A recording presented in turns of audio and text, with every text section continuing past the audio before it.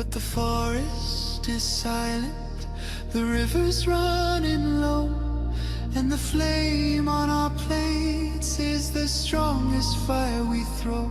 Put out the fire, put out the fire. Echoes and rise, this is your hour.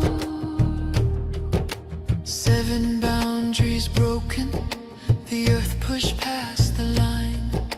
Climate, land, species, fresh water, chemicals, nutrients, oceans in decline.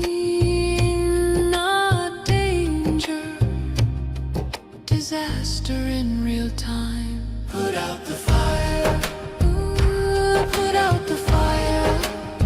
Metafoodians rise, this is your power. And here in India, one truth stands the same. Milk is not just milk, dairy feeds the flame. Cows and methane, fields and forests turn to grain. Politics, culture, carbon, all wired to the same chain. Every cup of curd is heat in the air, every block of butter is a forest repair. It's not a small habit, it's a planetary affair. Put out the fire, put out the fire. Echoes and rise, this is our hour. Energy fixes half the hurt, Dr. Rao made that clear. But food fixes the other half, the half that's burning here. Change the plate, change the land, change the future's atmosphere. Put out the fire, put out the fire. Metafoodians unite, this is your choir. Every millet, every fruit, every sapseed, every bean is water on the wildfire of a world we've never seen. Every oil-free bite is a river turning clean. This is not perfection, it's direction. Not pressure, but protection. A week of choices can cool a generation. A company's courage can ignite a nation. Put out the fire, put out the fire. Echoes and rise, this is your hour.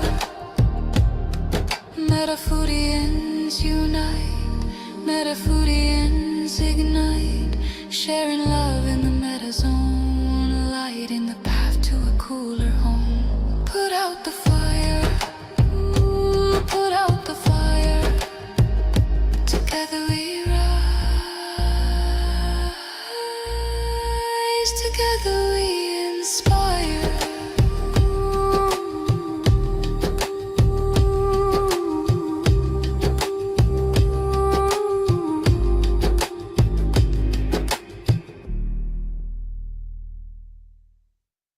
Welcome to the Planet B podcast, where truth, transformation, and faith converge. Join us as we flip the script on ecological despair, guided by Dr. Sailesh Rao's vision for a compassionate, rewilded vegan world. Let's begin the journey to the greatest transformation in human history. Hi, everyone, and welcome to episode 24 of the Planet B podcast, Overcoming the Dairy Deception. Dr. Rao, we're doing it once again. I remember when I gave up milk, I was not sure that I could do it. But a week later, I realized it was not that hard at all. I can do this. It's not a problem. And I had this huge feeling of guilt lift off my shoulders. So I remember that very vividly. So let's start with this. Another just a great quote at the beginning of this chapter. Yeah. It's by Jennifer Schiaverini. She said, "Deception by an omission of the truth is as bad as a lie." In fact, someone else had said, and I didn't put that in, it's much stronger. And they had said that partial truth is the cowardliest of lies. Basically, when you tell a partial truth and you drill it into people's heads so that they think it's the only source of something, you're lying to people. But you can say you didn't lie. You can sleep at night saying, I didn't lie at all. I just told them that Yeah. calcium is found in milk, which is true. When you drill that into people's heads over and over, children begin to think that calcium is only found in milk. So, which means if you want calcium, and if you have a calcium deficiency, go drink milk. There are plant foods that have more calcium than dairy, and there are plant foods that have less calcium than dairy. So, calcium is abundant in plant foods. Dr. John McDougall said there has never been a calcium deficiency. Okay, so if you eat enough food on a natural diet, you will get enough calcium. Right. So that's the foundational truth on planet B. Right at the beginning of your chapter, you highlight that the foundational myth on planet A, calcium is only found in dairy foods. And then the foundational truth on planet B, just as you stated, if you eat enough calories, you will get enough calcium. It's if you eat enough calories on a natural diet. So this is why Dr. John McDougall said you will never find in hospitals people with calcium deficiency, even though they were eating enough food. Okay? You'll only find calcium deficiency in population where people are hungry. What is calcium? It's something we hear, it's a word we hear a lot about, but people who aren't so well versed in nutritional terminology, we just know we need it. And we hear on the planet A these silly commercials about, milk, but what is it and where is it found and how does it improve our well-being? Calcium is a mineral and it is used to construct bones in our body. So calcium carbonate is the basic structure of bones. And we need calcium to grow strong bones. But milk is not a very good source for that, mainly because milk is also acidic. So when you take acidic food in your body, the body has to neutralize it. Okay? Unless you take enough alkaline foods to neutralize it yourself, the body will leach the calcium from the bones because that is alkaline in order to neutralize the acid in the food. So this is why those who consume the most dairy have the most osteoporosis. Wow. So it's the opposite of what the milk industry has been drilling into our heads. Right. Yeah. They took their weakness and turned it into a strength, which is, great marketing tool to do that. But you're just deceiving people. And how are these different ways that on planet A, our society has been led to believe this false myth of, cow's milk being this essential thing to get calcium? Well, the idea of associating milk with calcium and then calcium with bones. So then, milk becomes good bones. Milk, it does the body good. I mean, all these marketing techniques that were used, trying to associate milk as a healthy food for human beings. Now, cow's milk has been used as a medicine in the past because it has certain medicinal qualities. Thousands of years ago, it used to have medicinal qualities, and it was a way to deliver fat-soluble medicine to people because it had fat in it, right? Anything that's medicine, when you take it in excess, will become poison. And it is not a food. See, cow's milk is a lactation secretion of a mammal who is 5 times our size, designed to make a baby grow from calf to cow in 18 months. Human babies grow from baby to adult in 18 years. There is a factor of 50 to 60 already there, right? How fast the cows need to grow compared to human beings. At our fastest growth pace, as a baby, that's when we grow the fastest. Why would you take something, a fluid that can make your body grow 50 to 60 times faster than it ever needs to grow, and consider that to be good food.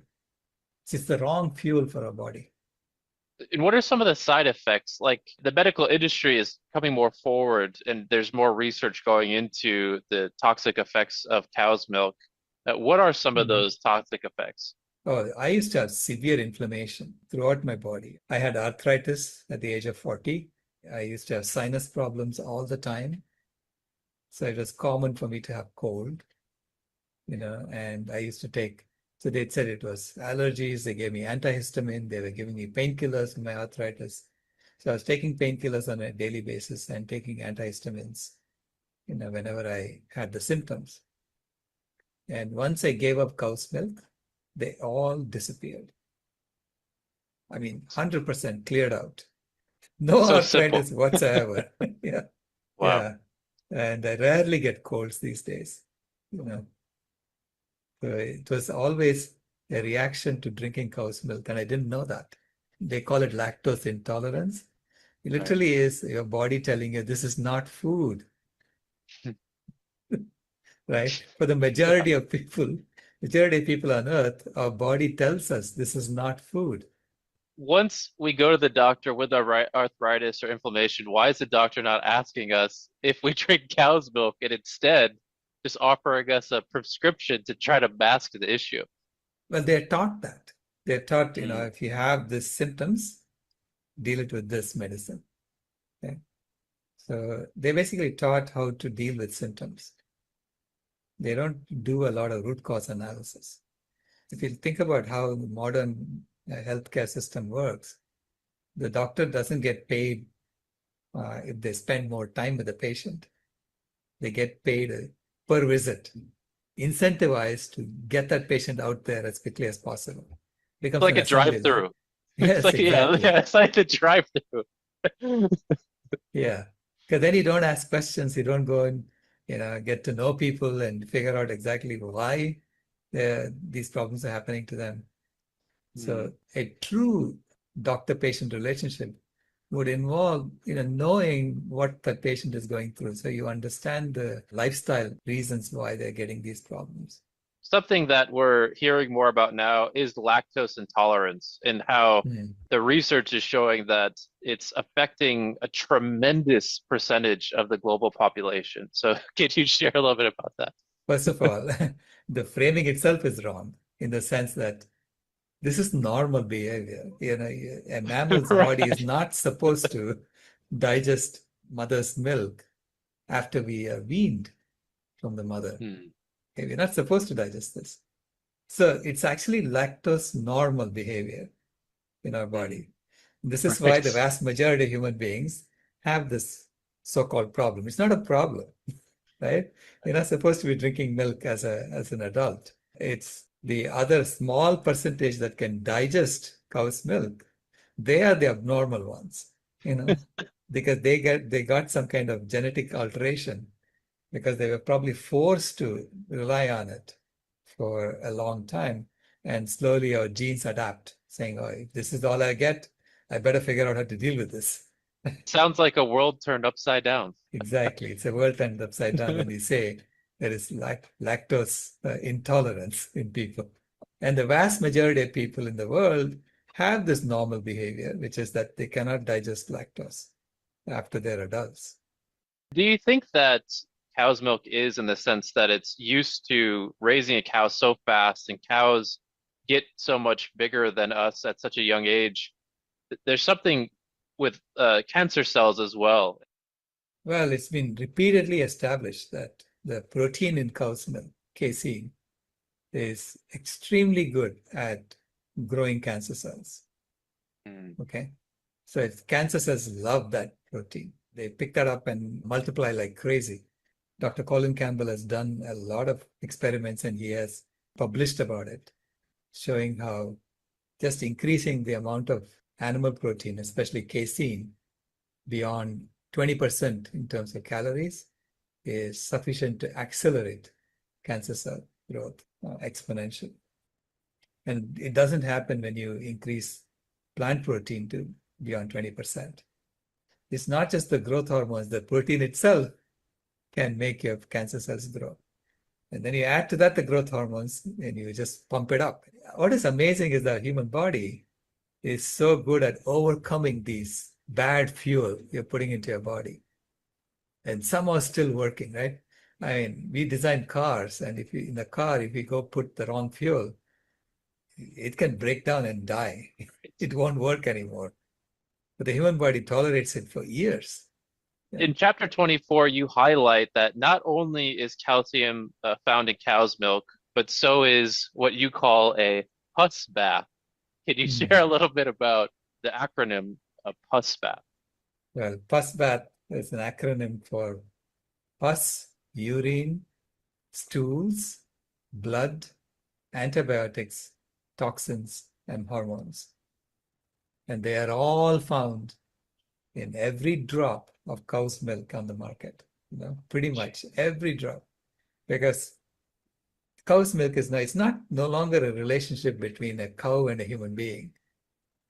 It's a relationship between a herd of cows and a human being. Because cow's milk gets all mixed up in the supply chain. Right. So it doesn't come from just one cow. It comes from multiple cows. In fact, a mixture of cows and buffaloes, all put together. Right. And then when you mix it all up, there will be some cows that have mastitis. In fact, the percentage of cows with mastitis is it's an infection of the udder. And that comes when you stick a machine on an udder and suck every little drop, every last drop of milk from a cow. The udder gets inflamed. And so that inflammation leads to pus coming out of it, the udder. Now, you're not supposed to have pus cells. But the government realizes that pus cells are inevitable in cow's milk. So they put a limit on how much pus cells can be there in cow's milk. And different countries have different limits. The US, it's like 4.4 million pus cells per teaspoon. What? Yeah. 4.4 million pus cells per teaspoon of milk. In Europe, it is 2.4 million pus cells per teaspoon. It's disgusting. Usually the limits are not told in terms of teaspoon. They tell you in terms of cubic centimeters. So, yeah, something we can't understand. Yeah. Right. So I translated it to teaspoon so people understand what the heck is going on, because everybody knows what a teaspoon is. Right. Yeah, it's 4.4 million pus cells per teaspoon in the US, 2.4 million pus cells per teaspoon in Europe. In Australia, there is no limit. And India is somewhere in between. It's bizarre. Next is urine. I mean, the living conditions for cows are such that they're lying in their own urine, they're lying in their own stools. And when they get milked, they're supposed to be washed and then milked, right? But the washing is not always perfect. Who's going to check all this? So you just say, okay, it's a fact of life. There's going to be a little bit of urine in your milk. And there's a little bit of stools in your milk. So that's where the urine and stools come from.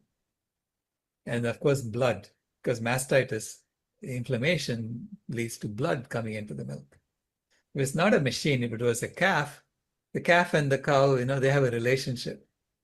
So if her udder is inflamed, the calf won't take from that teat.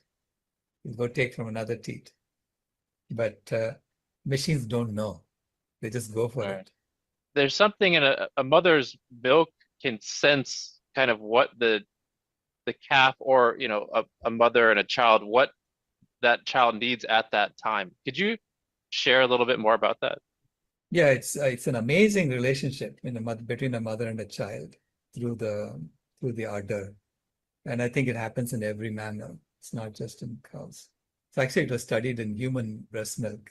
Basically, the mother's breast senses if the baby has any kind of infection and then produces antibiotics for that infection in the milk. So the mother is constantly supplying the necessities for the child to thrive. And I'm pretty sure the exact same thing is going on between the calf and the cow, but we haven't studied it yet. So in this current Planet A system, pretty much every dairy farm, the calf is separated from the mother and then milked continuously. And we could only imagine the, as you put here, the toxins, the hormones, and then of course the antibiotics that are fed to that mother cow. But the stress that that mother cow must be feeling in that state and all of the toxins that are coming out of the body because of that, I mean, we can't even fathom, really.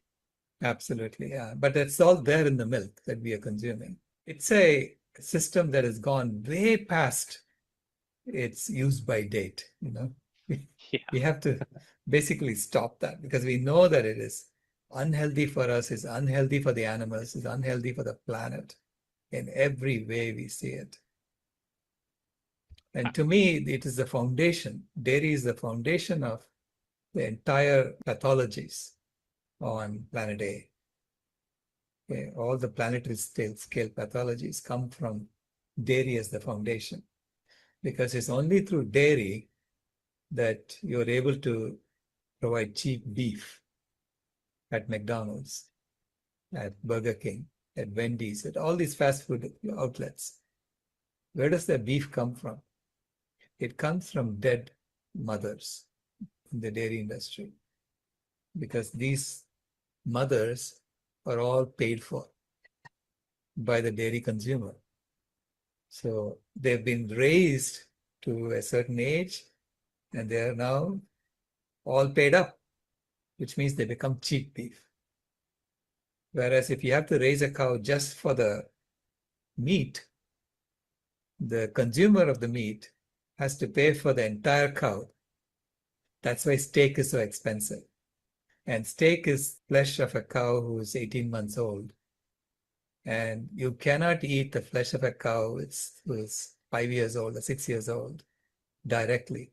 You have to basically tenderize it, grind it up, and disguise it. And that's what hamburgers are. So how do we get this message out, all of humanity, if they truly understood what was happening to these cows and what was in the milk and what it did to our health and the implications for cancer and you discussed this in the previous chapter, how carcinogenic it is. You said maybe the greatest carcinogen. No one, of course, would drink it. But how can we get this message out in a better way? Well, we have to keep doing what we are doing now. To me, it is not knowing was one of the reasons why I was continuing to drink milk. So I think back, how I was before I quit drinking milk. I had bought into all the stories that I was told. This is necessary for your well-being. The government is telling you this. So the government is involved in this, in pushing dairy on people. I mean, literally, they're drug dealers, these governments. So they have to support the dairy industry because without the dairy industry, the entire thing falls apart. Yeah. This is why every national government around the world is promoting dairies. They're dairy pushers, literally. Yeah. Then the diabetes industry grows, the healthcare industry grows, the economy grows, the GDP grows, and everybody is happy because they have jobs to do. We have created a system in which we are constantly breaking things, including our health, and we are fixing them.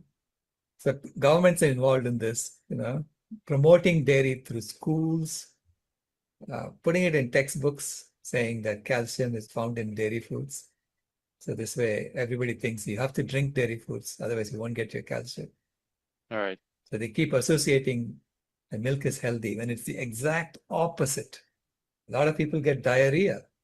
Children who cannot digest lactose because they have already weaned from their mother. They are being fed dairy and they're uncomfortable, they're fidgety, they have to go to the restroom all the time. And then we blame them for not doing well in school. It's a world turned upside down. There's no other way to say it. Right. Planet B is the world turned right way up, which is why I'm glad that the latest food pyramid from the US is an upside down pyramid. So they basically admitted Planet A is upside down. That is great. Oh my Yeah. goodness. Could you share a little bit about the Cow Mother's Day, part of Climate Healers? Tammy Hay and the Million Vegan Grandmothers are organizing an International Calf and Cow Mother's Day on Mother's Day 2026.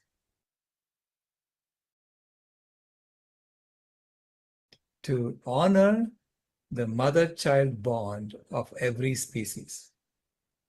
So the calf and cow are a symbol of all mothers and all babies together.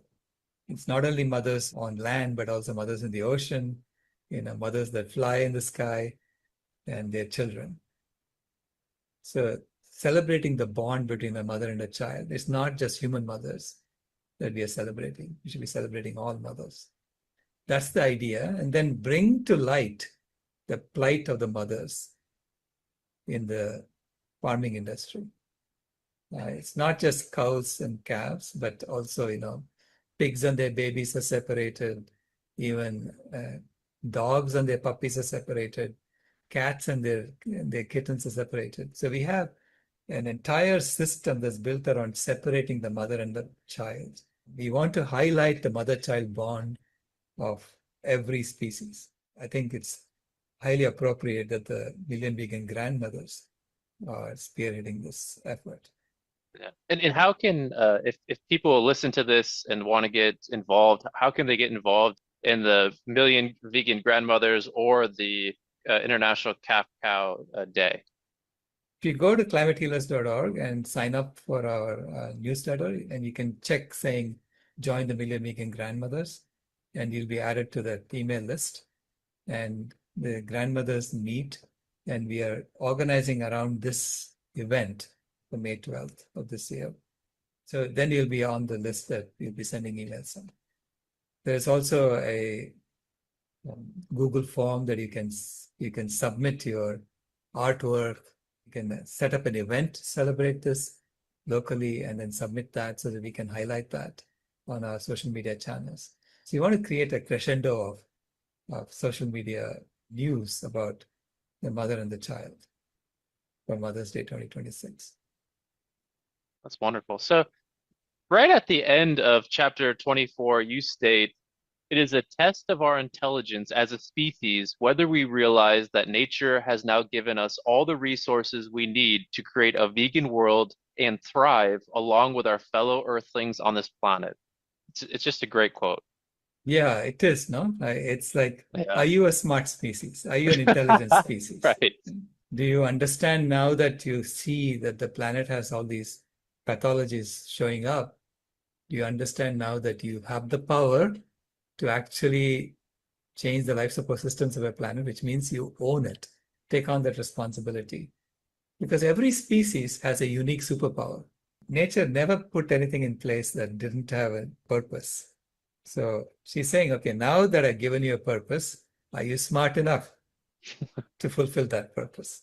And if we are not, she'll wipe us out. She's pretty ruthless that way. She's straightforward. But now she's calling us. Basically, I feel the love from Mother Earth, saying, look how beautiful I am, and you can maintain me. And wouldn't that be a great dance between us, humans and Mother Earth, if we could maintain her life support systems and keep her healthy forever? That's the role that we are being called to play. And it's a very important role. And I think it is wise for us to take up that role seriously. And it'll be a sign of intelligence when we do that. If we take that up, I'd say maybe we can call ourselves Homo sapiens, but even then I would say, don't ever call yourself wise. As soon as you say I'm wise, you're no longer wise. So true.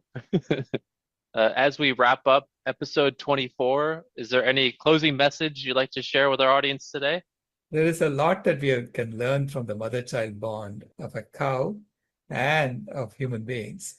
And why we have to give up dairy is so simple to understand, because we're no longer children. We are all adults. We have to become an adult species. So thank you very much. Awesome. Well, thank you so much, Dr. Rao. And again, as always, we encourage everyone to please read the book, There is a Planet B, and it makes these concepts so simple. That's why I love it. And share it with your friends. Of course, share it with people who aren't vegan as well. And hopefully they can learn as to why we're taking this path with Planet B. So thank you all so much for joining us. Next up, episode 25 will be Gaining Independence from Colonialism 2.0. So another very fascinating chapter, and we hope you stay with us for that one too. So thank you all so much. Bye. This has been a podcast from Planet B, where conscience gets better reception. If you haven't moved here yet, we thank you for visiting.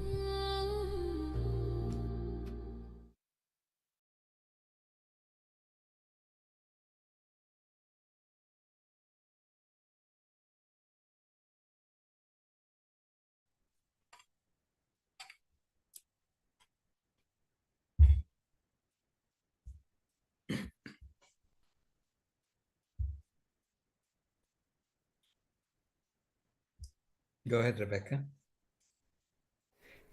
Thank you. That was so wonderful. Thank you. A couple of things. One is that I believe that the dairy industry got in so close with the government for advertising early on when we had some rickets in the United States. No, that wasn't just the dairy. They wanted to put vitamin D in it. I think vitamin D helped with rickets, so they put that in the dairy as a way to get vitamin D to people. So then the government just says, well, we'll just advertise for you. Or they didn't say that, but anyway, it came into real close. Is that what you've heard too, or do you know much about that? Yeah, it's hard to tell exactly how, what followed what and what happened. I mean, I also heard that they were um, turning milk into milk powder and sending it to the soldiers during Second World War. And as a result, when the war ended, they had this huge infrastructure for making milk and milk powder, and they didn't know what to do with it. So they decided to push it on children. So I don't know, how this happens, but eventually it becomes self-reinforcing and it becomes a vicious cycle in the current system. Yeah, self-reinforcing vicious cycle. Because as more and more people get sick, you want to grow that because that's a big part of your economy. Mm-hmm. Yeah. The other thing I want people to know about is I saw a video of the mother cows going to slaughter, and they opened the mother cows and threw the baby into the furnace. Now, that's a horrible picture, and I haven't wanted to say it because it's so horrible. But I started telling people who would ask or who I felt like I could say that to, and I said about half of them are pregnant. And then I realized it may be more than half because they're kept pregnant 9 months of the year. And then I don't know how many months they wait before they impregnate them again. So that is a horror that the truth really just needs to be told. And I don't. Yeah, it's roughly once a year. They become pregnant every year. So Okay. so they give them 3 months gap. 3 months gap. So Yeah. so half of them. That's not an exaggeration to say half of them that are killed for hamburger meat are pregnant. Or pregnant when they're killed. Yeah. A lot of them are, because what happens is when a cow is pregnant, she produces a lot of hormones in her body.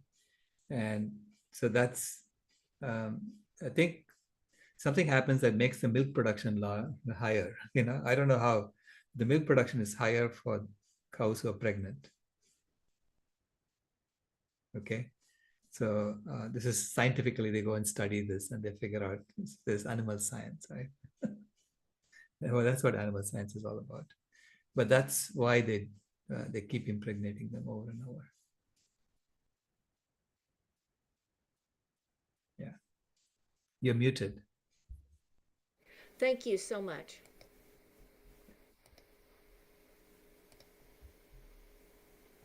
Barb.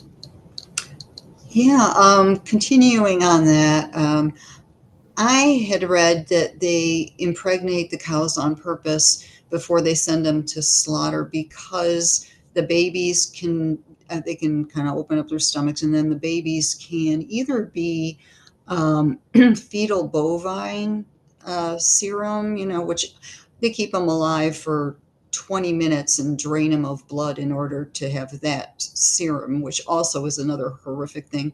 But the other thing is fine leather.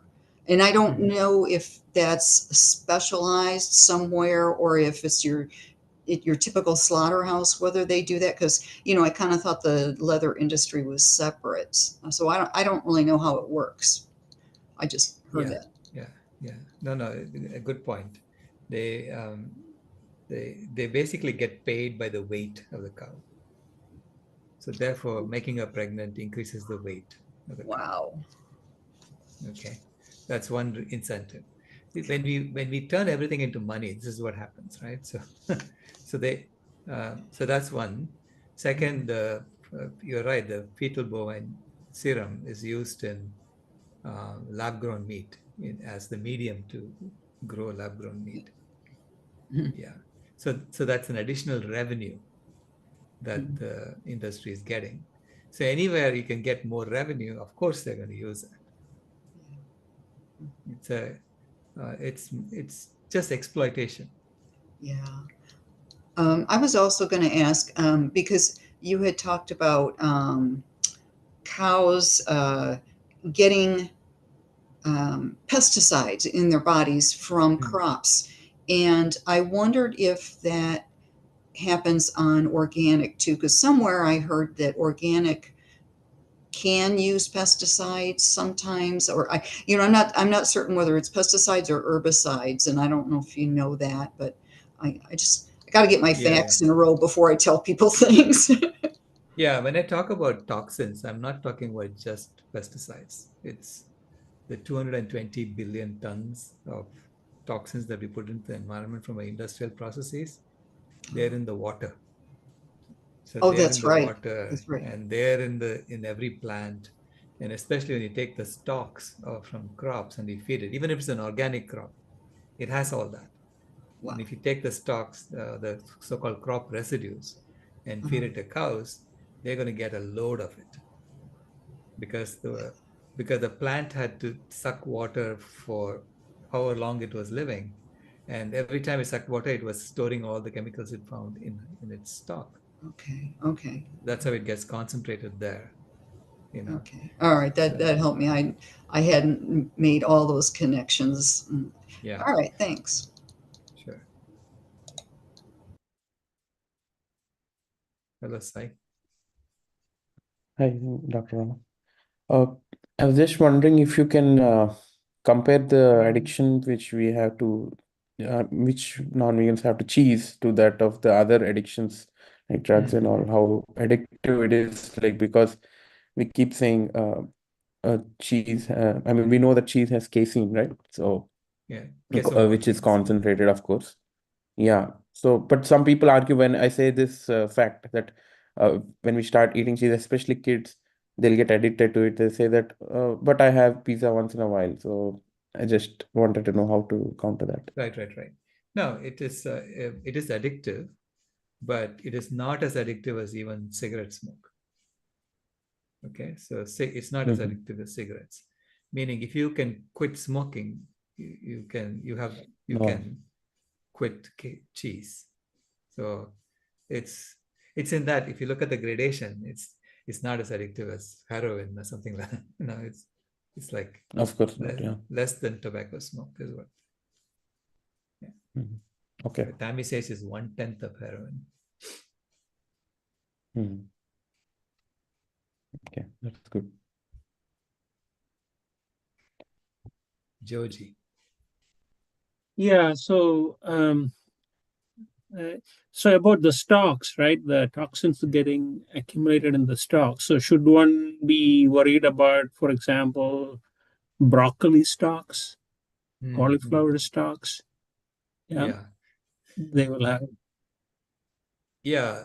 Anytime you eat the whole plant, Mm, you have to be worried about. I mean, you will get a concentrated dose of it. If you eat the fruit or the vegetable, you'll get less of it because the water has been filtered by the time it got to the fruit or the mm. vegetable. Um, if you eat root vegetables, you have to be more worried about it because it's right there in the root itself, All right, right, right? right. But the good news is even though it is there, it is 1/10 to 100th of what you will get if you consume animal products. Why? Mm, Because the animal is eating a whole lot of foods. So Mm. think of the 39-to-1 reduction, right? Right. You have to give 39 kgs of plant food to get 1 kg of animal food Mm. on average. So you will get a 39x concentration of the toxins in the animal food, Mm. roughly, because our body is very bad at filtering toxins. Mm. It's very slow, meaning it takes 7 years. The half-life is 7 years in the Mm. liver. Mm. Mm. Okay, so and then by the time you don't eat foods once every 7 years, you're eating it every Right. day. Right. So it Yeah. accumulates like crazy Yeah. in your system. Yeah. Yeah. And And that's what the milk has. Yeah. yeah. And right, almost right at the beginning, when you were talking about your journey of giving up dairy, you said you were not sure you could give it up or something like that, right? Right. So Right. I wonder if you can elaborate on that, because especially among the Indians who are vegetarians and brought up as vegetarians, they find dairy to be a big challenge. And right towards the end, you said we are all people who know what's going on, aware people, and even very sophisticated people who are exposed to even documentaries like Ma Ka Doodh, right? Mhm. They just somehow don't see it, and it's like totally puzzling for me. It's something in their psyche I think I don't get. So I don't know Yeah, if you yeah. can throw any additional light on it. It's a little bit like the shopkeeper in Václav Havel's essay, Mm. who would go out and put a sign saying, "Workers of the world unite." Mm. and and and he didn't believe it. He really didn't care if they united or not. But Mm. he put it up every day in the shop window because that's what he's supposed to do. Mm. And everybody else is doing it. So he does it because he doesn't want to he doesn't want to make trouble. He doesn't want to be the one that's outside the herd. That people Mm. look at and say, he didn't put it. And so we do it things to get along. Mm. you know like I remember one of our friends, Yeah. I told him, okay, and he understood. Yeah. And then he said, well, I can't give it up now because of social pressure, social conditions. Right. We go to all our cousins' place, and I don't want to keep explaining to them and so on. And Yeah. I said, then, how long are you going to wait? He said, maybe until half the people in the world have given it up. He doesn't So count much, himself in that half. right? He wants to Yeah. be the second half, not in the first half, Not right? in the first half. Yeah. Yeah. Yeah, because he wants to be with the majority. Right. Right. And Okay. a lot of our friends kind of shift the blame to the wives, right? I mean, Yeah, yeah, yeah. Yeah. and that's even more puzzling for me, that the women folk don't get it, because it's about the relationship between mother and children, and they Right. know how these mothers are being hurt, but they don't feel it, and that's just mind-boggling to me. Yeah. Yeah, no, it's fascinating how the human mind works. Yeah. But when I gave up, okay, I loved my pizza, I loved my curd rice, I loved my Of doodh course. pedas. Yeah. So I thought, my God, I have to give up all that, because for me it was instantaneous. Mm. I was eating all of this, and then I went there and I saw what was happening in the forest, and I said, I, I am a hypocrite if I don't do this. Okay. So I Of couldn't course. look at myself in the mirror. Yeah. And literally. So I said, all right, I'm going to give myself a week. So I knew Yeah. I could do it for a week. Okay. Yeah. Give myself a week and do it strictly for a week. Yeah. And I did that. At the end of the week, I realized it's not that hard, Yeah. right? Yeah. Because I was making soy yogurt and I was eating um, vegan cheese on pizza. Mm. I found that Mm. there's vegan cheese because once I quit, I looked for other things. Saying, what would I do instead of peda? And I realized there are lots of other sweets I can eat. It's not Mm. pedas are not that special, right? Mm. Yeah. And so at the end of the week, I realized I could do this. Yeah. And when I realized I could do this, I had this huge sense of guilt lift off my shoulders. Yeah. Okay, which I had been carrying since childhood. Because during childhood, I didn't know why I had this guilt. And I later found out, the memory came back to me. Because when I was a child, my parents used to send all of us to my grandparents' home in Mangalore. And I'd gone there, and all the children had come. So all my brothers and sisters, we had all gone there. And my grandmother, I overheard my grandmother tell my grandfather that there is not enough milk for the children. And specifically because this particular male calf was drinking too much, right? And he's not leaving enough milk for the children. So my grandfather told my grandmother, don't let him drink to his fill. Pull him away after 10 minutes. And as a child, I knew that there was something wrong going on. Yeah. Okay. But I tried to put it away in the back of my mind and forget about it. And I think I never did. Subconsciously, I knew I was doing something wrong every time. Okay. And I think that's the reason I had arthritis. That's the reason I had sinus problems and all this inflammation, because there's psychosomatic reaction to doing something that's against what you want to do. Right. So that memory I had suppressed. So when I felt that sense of guilt lift off my shoulders, I had no idea of this memory. I had forgotten about it. But then I was observing a woman milk her calf, milk her cow in the village. And so the way she did it was, she first released the calf. The calf was tied in front of the mother. She released the calf. The calf ran and started drinking. And within 30 seconds, she started pulling the calf away from the mother. She couldn't do it because the calf was too strong for her. So she called her husband over, and they both pulled the calf away from the mother. And then she tied the calf in front of the mother, because the calf was only meant to start the process. Yeah. Okay. And then the calf was bleating now because he hadn't even started drinking. Yeah. So the mother was licking her baby, and then the woman milked, I would say 10 liters. I mean, I could see she milked every teat in the cow's body. And then after she finished, she released the calf again. And the calf ran and now there was nothing there. Nothing. But it sends a message to the mother saying, you don't have enough milk for your baby, so produce more next time. Okay, it's part of the process by which we try to get the cow to produce more and more and more. This is the kamadeno, Kamadeno. This is basically interfering in the feedback loop between the mother and the child, and making the child look like she's always not enough, so that the cow produces more and more and more. And this is how we drain her until she cannot produce anymore, and then she dies at the age of 5 or 6. So anyway, when I saw that, this memory came flooding back into my mind.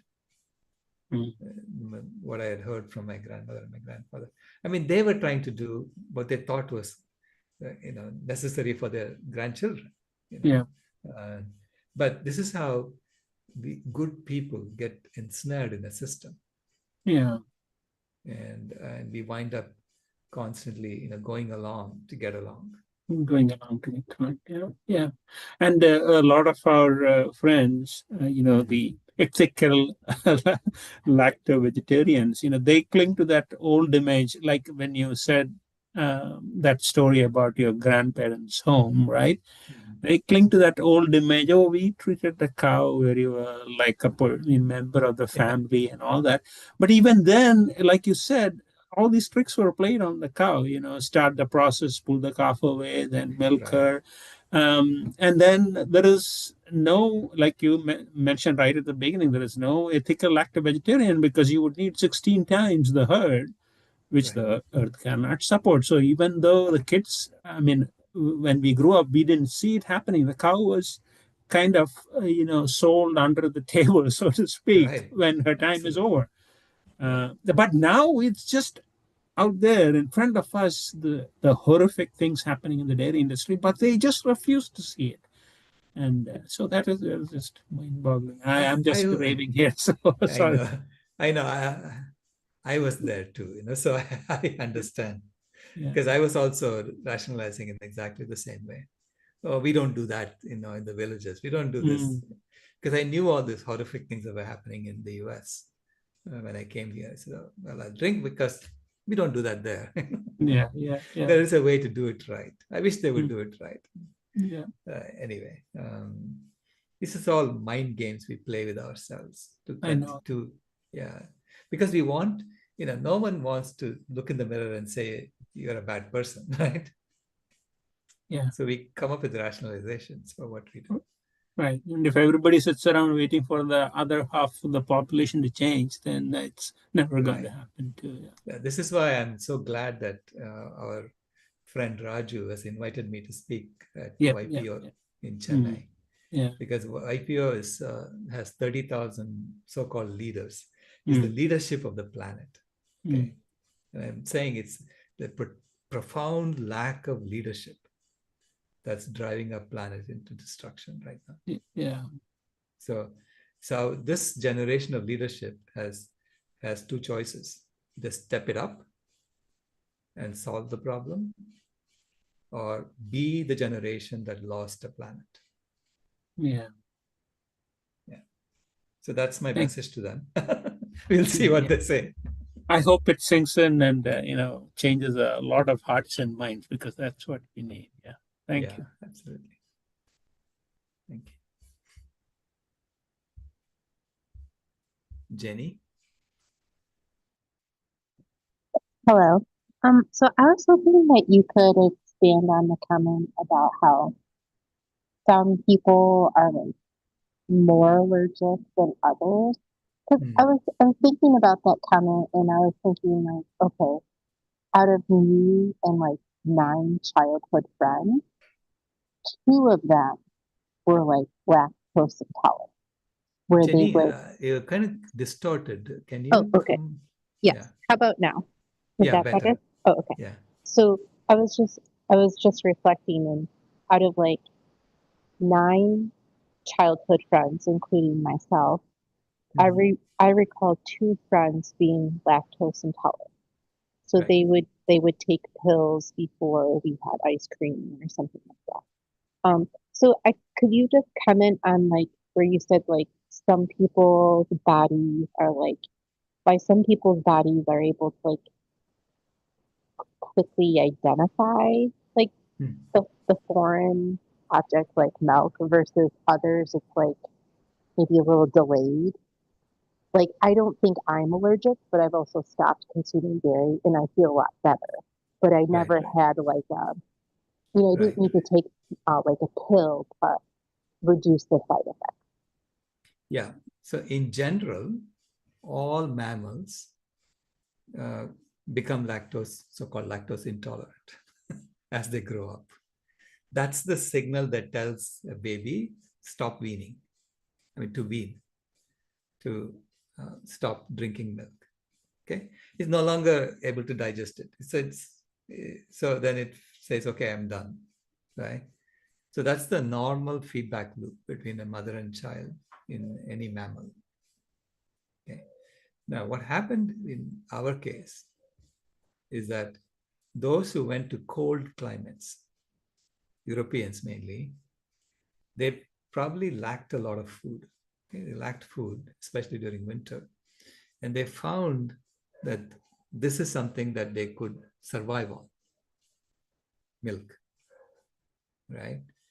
So those who could survive on that lived. And so they built a genetic mutation that allowed them to digest milk. Okay.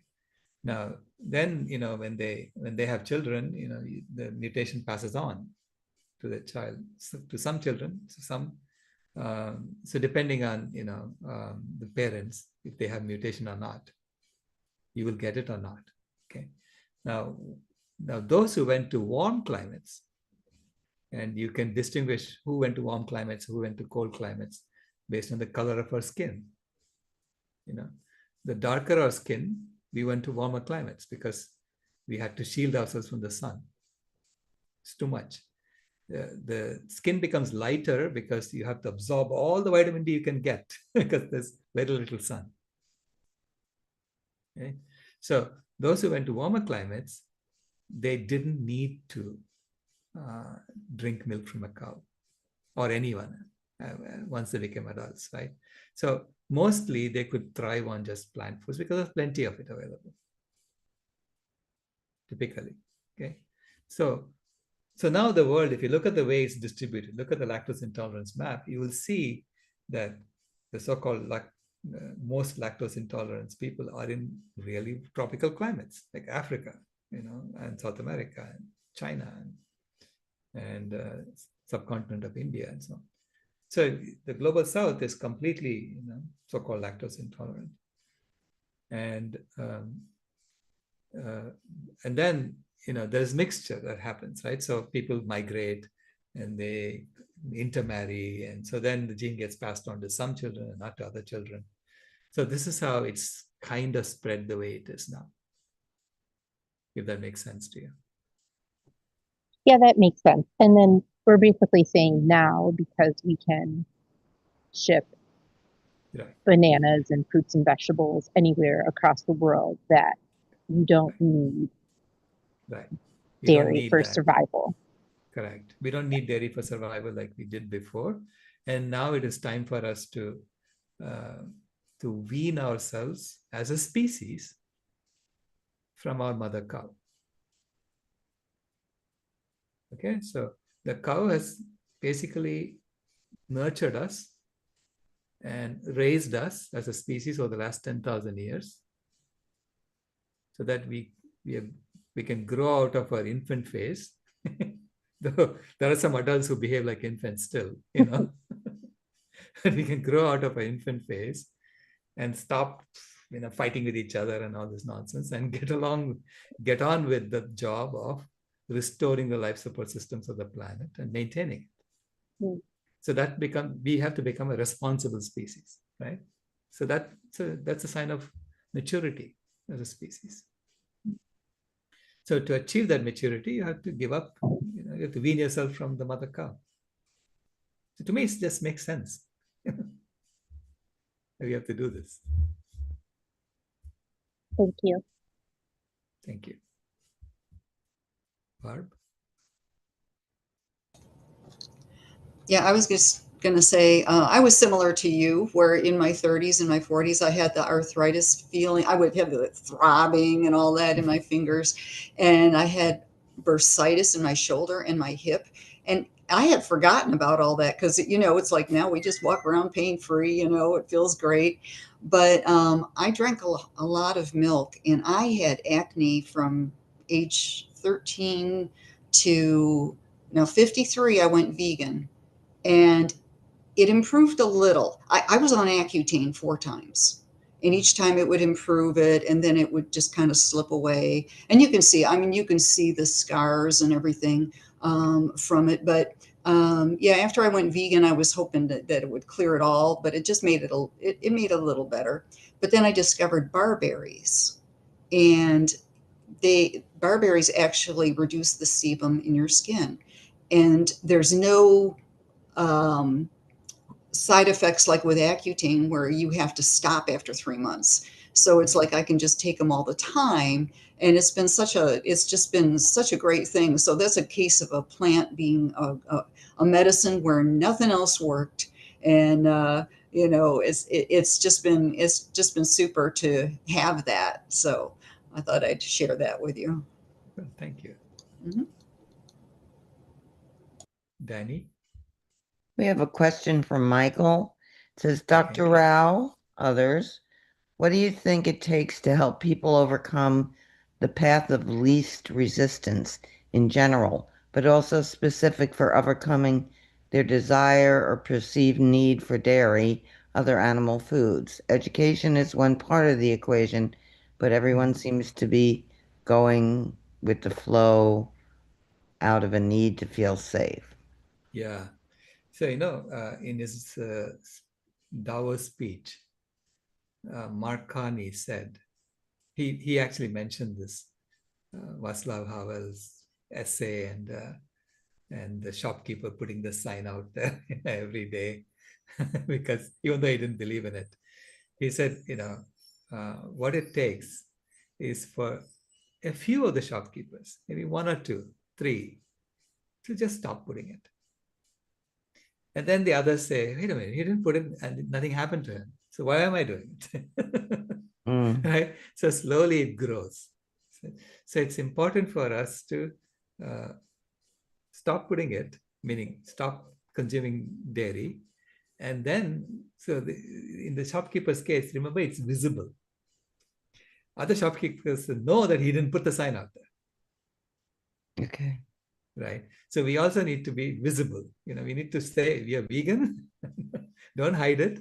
And I'm not drinking this. And look, I don't have any pain. And I overcame my arthritis. Be your joyful self and shine your light in the world. Okay? And then he said the totalitarian system collapses, which happened in Czechoslovakia, by the way. So it collapsed, right? Because a few of the shopkeepers stopped putting the signs, and then eventually people said, "Nah, I'm not going to do this. These guys are, ridiculous. They keep talking about workers of the world unite, and they're looting us blind." Right. So that's how the entire Berlin Wall collapsed and the entire system collapsed. Right? They couldn't control it anymore. So same thing. Now it's like the animal agriculture industry is a totalitarian system. Okay, it's a worldwide totalitarian system that's conning us at childhood, and making us eat food that's bad for us, and then farming us into becoming diabetes patients. I mean, it's horrible what's going on, right? It's a totalitarian system, exactly like communism was, right? And so you have to stop putting the sign out, meaning stop consuming their products and stop buying into their nonsense and be visible about it. It's like the health aspect doesn't really affect people. It's I don't know what gets through to them, because some people are aware and are animal lovers, and they'll feed cows one day and have a glass of milk the next. Right.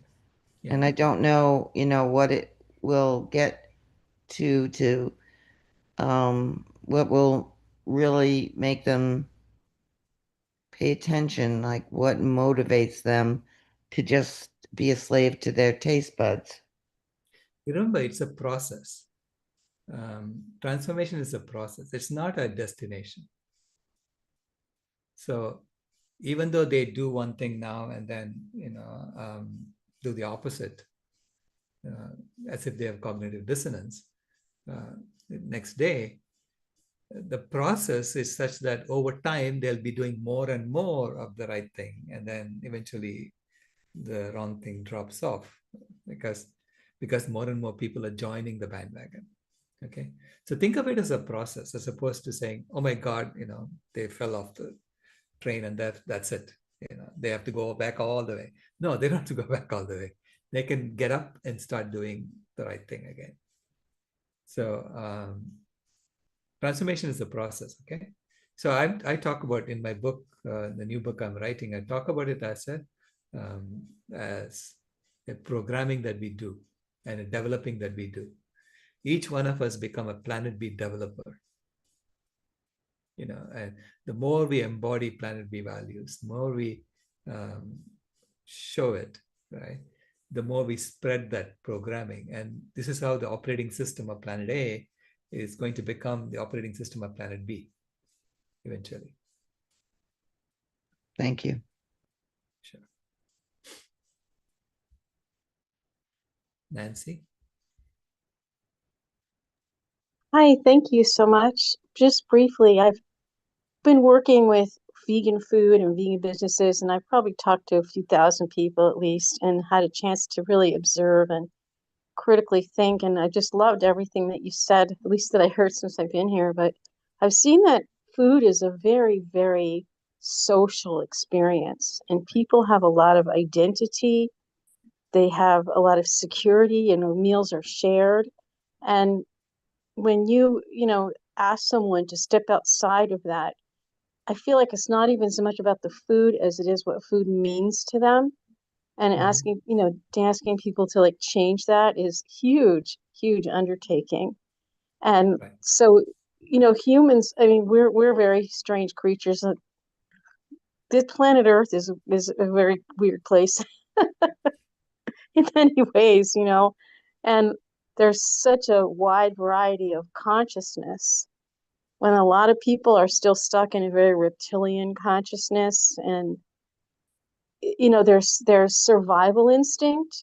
So it's really important that people know it's healthy. The health message is so important because if people don't think they're, if people, and most people still believe that they need to eat animals. Right. So the ethical basis, of course, is what grounds us, but they really need to be convinced that. And you were talking too in another one about how important it is that we present that we're, you know, upbeat and we're having a good time, and you know, we're not yelling at everybody. Right. It's hard to do because sometimes you just want to grab them and go, stop. But anyway, thank you so much. Thank you. Yeah, thank you for not doing it. Yeah. Sai, can I come to you last so then you can continue, right? So go ahead, Danny, and then Okay, Rebecca. this is I think the last question from Michael. Another practical question. The problem I see with dairy is that the case of morphins from dairy and dairy products people seem to be attached to, such as cheese, you know, bind to the opioid receptors in the brain, trigger dopamine, and the people feel good as a result. The more Right. people experience a different kind of suffering, the more they look for anything they can give that can give them momentary pleasure. Any words on this cycle and how to help people cycle outside this cycle? Yeah. Again, you know, there are experts who know how to um, de-addict people. Okay, psychological experts, and they tell me the best way is you know, tell them it's not, you know, try it for 1 week, because anyone can do anything for a week. Try it for 1 week. It's like, I dare you to try it for 1 week, something like that, and get them to do just a short term. It's not like it, oh, for the rest of my life I cannot eat that. Just 1 week, and give them, you know, pleasurable other foods, and the plant foods that are pleasurable too. So you get a dopamine hit that way, right? And uh, eventually, after a week, then they may want to continue because they feel better in other ways. So that's the uh, way to do it, you know. So um, I mean, I know that I also have had addictions to cigarette that I had to overcome, and then I written about that in the book. So you know that it can be difficult if you're not motivated, if you don't have the why. So the why is important, you know. I mean, telling people about how dire the situation is on the planet. The planet is literally on fire, and we have no choice but to do this. And then helping them come along, because we are all part of this same community called planet Earth. Okay? And her life support systems are being stressed.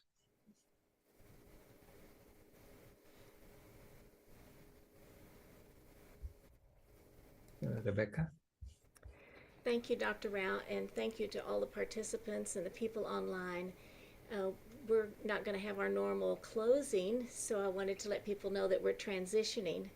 And if Sai has a question, then we'll hear that. But then after that, we'll stop the recording for our reports.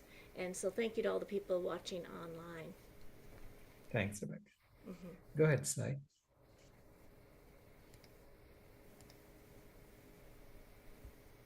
Yeah, oh, I completely resonate with Joji, what all things he said, because I'm going through the same thing, being a lonely vegan, as many of us are lonely in our social circles and our family circles. But to as you say, that not amplify the negative and amplify the positive. So if I look at it from that way, I was just wondering that, as you once said, many people already know about this.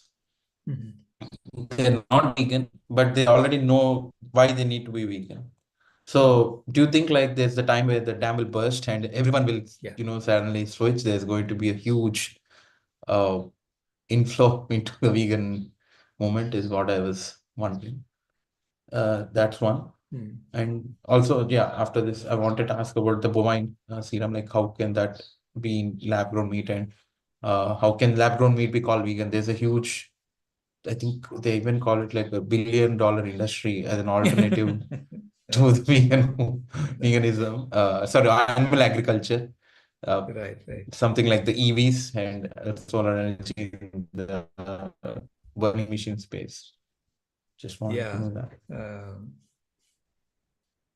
I mean, lab-grown meat, I'm writing a book, I'm writing a paper with Professor Lisa Barca of ASU, and the title is The Fallacy of Animal Protein Primacy and the Futility of Scaling Lab-Grown Meat. Because Wow. to me, the maintaining that fallacy of animal protein primacy is the main reason why they are promoting lab-grown meat. Because if you look at the investments in lab-grown meat, it's all from the meat industry. So the purpose of investing in lab-grown meat is to grow the meat industry, not to substitute for it, not to get rid of it.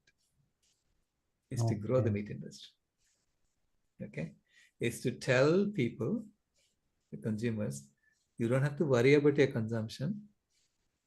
And you know that animal protein is so essential for you.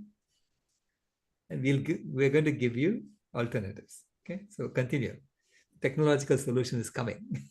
Okay.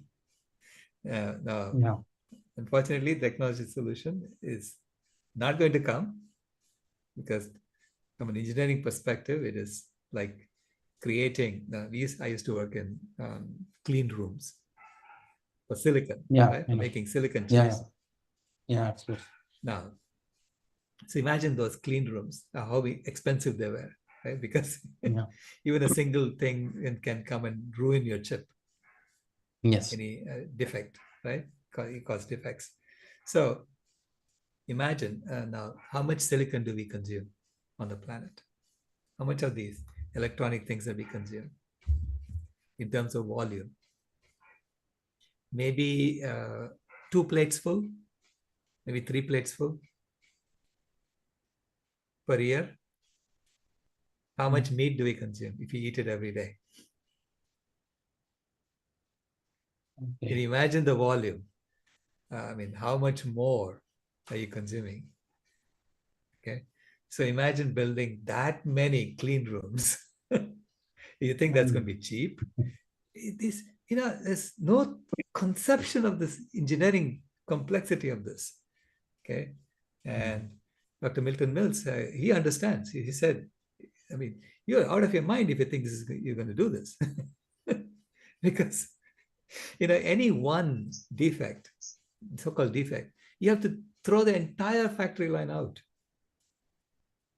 because you contaminated the whole line. Okay? And you have to then create you're growing a muscle cell in a lab, right? Or in a factory setting, muscle cells. What do muscle cells, when they grow in your body, what do they need? They need food to come to it. They need the waste to be taken away. They need to be exercised because otherwise they become flabby, right? So you have to constantly exercise them. And so you have to then create an excretory system, a digestive system for the muscle cells. So you cannot give it just broccoli. It's not going to eat the broccoli. You have to digest it and give it to the muscle cell, okay? And then you have to then take the waste away. And then you have to have an immune system built in. So in case any pathogen comes, you have something that goes and fights it. You have to do that all in Just to with satisfy taste buds. technology using fossil fuels. Okay, technology using fossil fuels.